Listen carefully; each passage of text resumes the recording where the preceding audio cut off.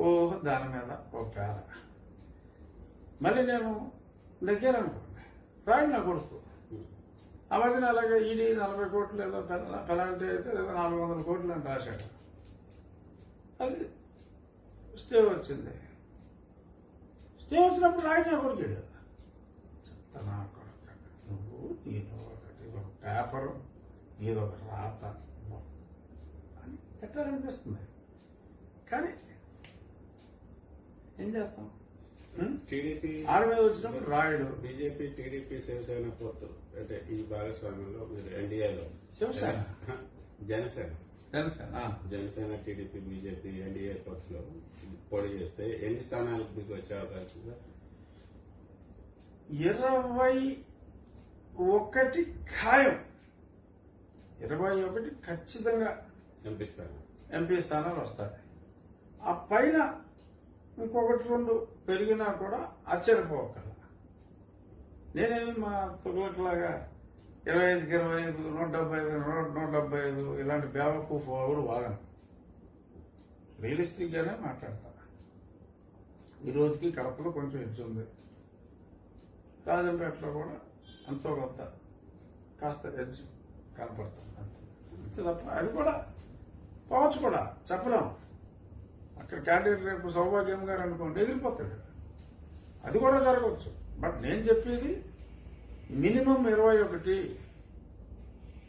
It may touch any number. Minimum MLA 140 ఖాయం. ఎందుకంటే ఇప్పుడు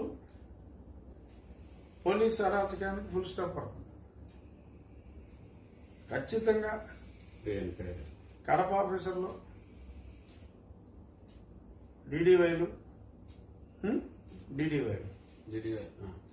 అర్థం చేసుకోవాలి.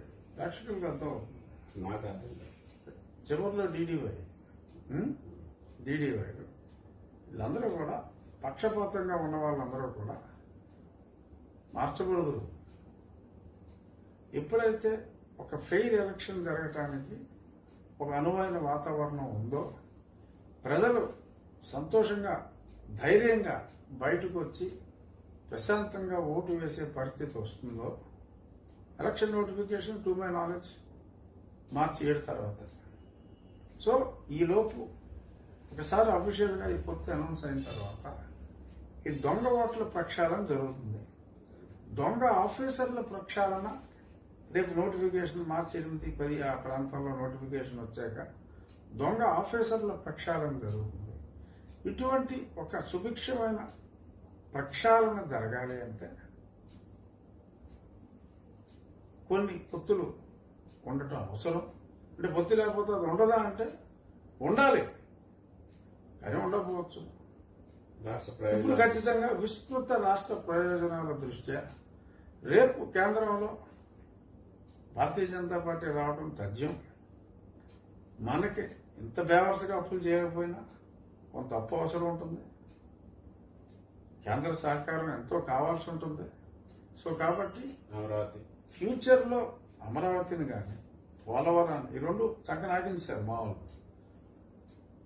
ఈ 2 అద్భుతంగా ముందుకు వెళ్ళాలి, శరవేగంతో ముందుకు సాగాలి అన్న, రాష్ట్రంలో పారిశ్రామిక అభివృద్ధి వేగంగా జరగాలి అన్న ఖచ్చితంగా కేంద్రం సంపూర్ణ సహకారం, చెలిమి లేని సహకారం కొంచెం కష్టం అవుతుంది. కాబట్టి చెలిమితో ఆ సహకారంతో మనం ముందుకి వెళ్ళే అవకాశం ఉంటుంది.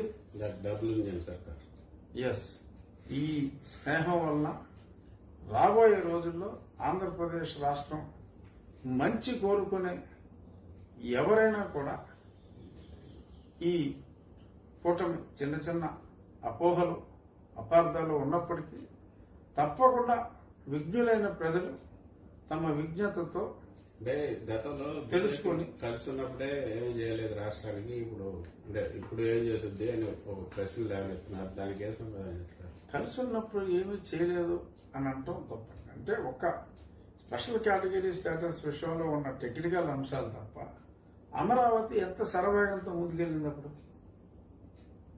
కొన్ని అంటే రాత్రులంతా కూడా ఆ ప్రాంతం అంతా విద్యుత్ దీపాల మధ్యన 24 అవర్స్ వర్క్ నడిచేది.